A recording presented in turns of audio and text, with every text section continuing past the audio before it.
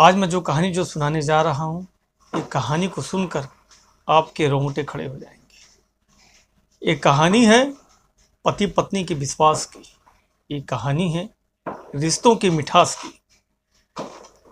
आज एक कहानी को सुनकर आप चौंक जाएंगे और सोचने पर मजबूर हो जाएंगे कि पति पत्नी के संदेह पर जो रिश्ते की जो मिठास होती है वो तो खटास में बदलती ही है, और साथ ही साथ उसके साथ किसी को अपनी ज़िंदगी को हाथ से धोना पड़ जाता है, यानी उसका कत्ल कर दिया जाता है।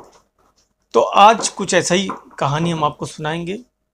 उससे पहले आशा नहीं, उम्मीद करते हैं कि आप सभी लोग अच्छे होंगे और अपने परिवार का ख्याल रख रहे होंगे। तो आयुष यात्रा क्राइम चैनल में आप सभी लोगों का स्वागत करते हैं और आपसे गुजारिश है कि अब तक अगर चैनल को सब्सक्राइब नहीं किए हैं तो चैनल को सब्सक्राइब कर लें और ज़्यादा से ज़्यादा वीडियो को शेयर कमेंट कर लें ताकि वीडियो का नोटिफिकेशन आपको पहले मिलता रहे।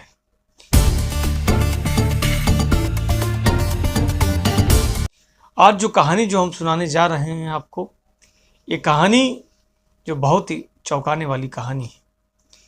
ये कहानी है समीना की और उनके पति हबीब की। ये कहानी जिस प्रकार सचिन को मौत के घाट उतार दिया जाता है, शक के दायरे में एक शख्स को हाथ धोना पड़ता है अपनी जिंदगी से, कुछ ऐसा ही कहानी है ये। जिस समीना के थे सचिन से अवैध संबंध, गला रेत कर हत्या कर दी जाती है और हत्या करने के बाद उसको जो शव होता है वो हिंडन नदी में फेंक दिया जाता है। दिल्ली कनॉट प्लेस इलाके से जो हैरान करने वाली ये जो मामला जो सामने आया है, जहां एक दंपत्ति ने 22 साल के युवक की बेरहमी से हत्या कर देता है और उसके शव को फेंक देता है। आइए समझते हैं इस पूरे घटना को, इस मामले को, आखिर क्यों और कैसे और कब ये घटना घटित हुई थी, इसके पीछे मामला क्या था और राज क्या था। कनॉट प्लेस इलाके में 22 साल के एक युवक को अगवा करके हत्या कर दी जाती है। जब ये सामने आता है, जब मृतक की पहचान सचिन के रूप में होती है और 31 तारीख को संदिग्ध परिस्थितियों में लापता होने के बाद परिजनों ने 1 अप्रैल को कनॉट पैलेस थाने में युवक के लापता होने की खबर दर्ज कराई जाती है। पुलिस ने लापता शिकायत मिलने पर आरोप की कनॉट पैलेस थाने की पुलिस ने इस पूरे मामले की जो मिसिंग की जो डीडी थी एंट्री करके औपचारिकता कर मामले में कोई प्रयास नहीं किया। जब पुलिस इस मामले में छानबीन के लिए जब कोई प्रयास नहीं करती है, जब इस मामले पर पुलिस जब कोई कार्रवाई नहीं करती है, तो उसके बाद परिवार खुद अपने लेवल से, अपने तरीके से उसको तलाशता है और उसकी छानबीन करती है। बुधवार को परिजनों के द्वारा लापता सचिन के बारे में अनहोनी की आशंका जाहिर की जाती है। ऐसा उनको आशंका लगता है या कुछ सुराग जो मिलते हैं। बुधवार शाम को परिजनों के आरोप और मिसिंग कंप्लेंट डीसीपी देवेश महला के संज्ञान में आता है। जब डीसीपी देवेश महला के संज्ञान में आता है तो वह फौरन तुरंत जिसके बाद कनॉट पैलेस थाने की जो पुलिस होती है उसको एक्टिव कर दी जाती है और एक टीम को गठित कर दी जाती है डीएसपी के द्वारा। यह जो मामला होता है यह हाथों हाथ आईपीसी 365 में एफआईआर दर्ज करके और स्पेशल स्टाफ समेत 4 टीमें तत्काल प्रभाव के साथ बनाई जाती है और लापता लड़के को या टीम खोजने में जुट जाती है। जिन पर संदेह था उससे सख्ती से पूछताछ शुरू कर दी जाती है। आरोपी पति और पत्नी की निशानदेही पर गुरुवार को दोपहर युवक के शव को जब राज खुलता है तो दंपति को फौरन गिरफ्तार कर लिया जाता है। गिरफ्तार करने के बाद पुलिस ने शव को पोस्टमार्टम के बाद परिजनों को सौंप देती है। सौंपने के बाद आरोपियों से जिनके ऊपर संदेह होता है, उनको शक होता है, पुलिस अब उनकी तलाश में छापेमारी शुरू कर देती है। वह जहाँ पर भी शक होता है, जहाँ पर भी कुछ भी सुराग मिलता है, पुलिस जगह जगह छापेमारी का कार्य स्टार्ट कर देती है। डीसीपी देवेश महला के मुताबिक केस को सुलझाने में मुख्य तौर पर एसीपी डॉक्टर अनिल समेत सुपरविजन में स्टाफ स्पेशल इंस्पेक्टर संजय और अन्य टीमें इस मामले की जांच पड़ताल कर रही थी।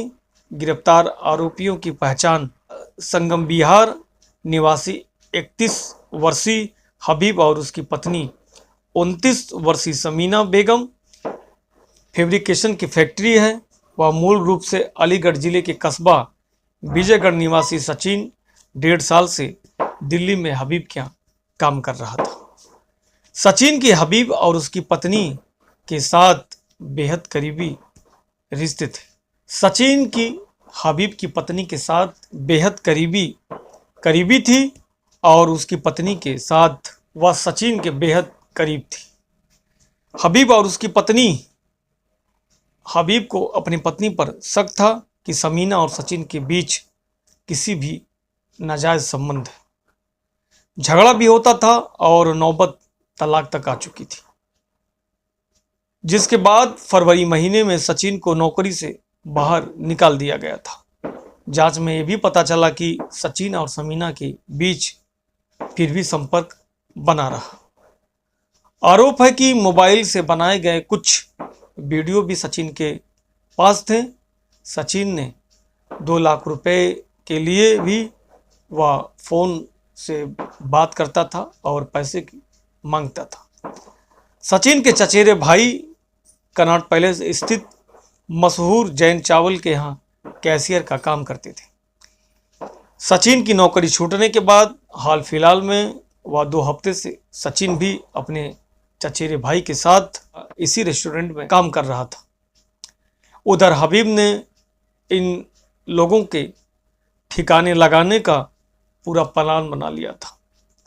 पूछताछ में पता चला कि हबीब के कहने पर समीना ने प्लान के तहत 31 मार्च को फ़ोन करके वह सचिन को मिलने के लिए एक सुनसान जगह पर बुलाती है और बुलाने के बाद वह करीब 9 बजे और अपनी i10 कार से वह सचिन को बिठाकर मिलने के लिए कहीं और जगह ले जाती है और ले जाने के बाद वहाँ पर समीना और उसका पति हबीब ने मिलकर गाड़ी के अंदर ही वह उसकी धारदार हथियार से उसका गला रेत देता है और मौके पर उसकी मौत हो जाती है।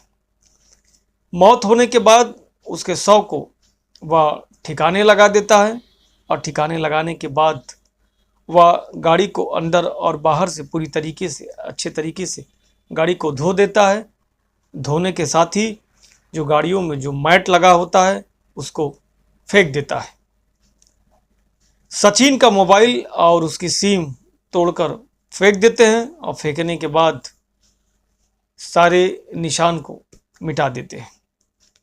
बुधवार को पुलिस ने सचिन की सीडीआर जब निकलवाई तो आरोपियों के साथ लोकेशन दिखी और लोकेशन दिखने के बाद चचेरे भाई से क्लू मिला। आरोपी दंपत्ति को बुलाकर जब सख्ती से जब पूछताछ की गई तो उन्होंने अपना गुनाह कबूल किया।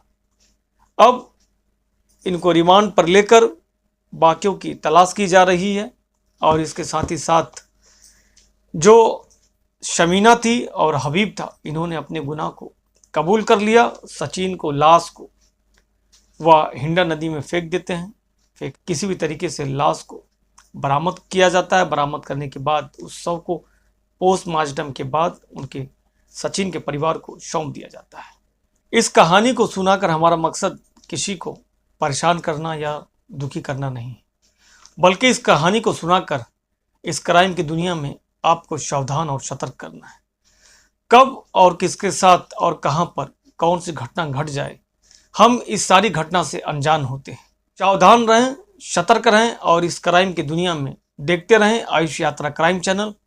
फिर मिलते हैं ऐसा ही एक न्यू रियल स्टोरी, एक कहानी के साथ। तब तक हम आपसे विदा चाहते हैं। जय हिंद, जय भारत।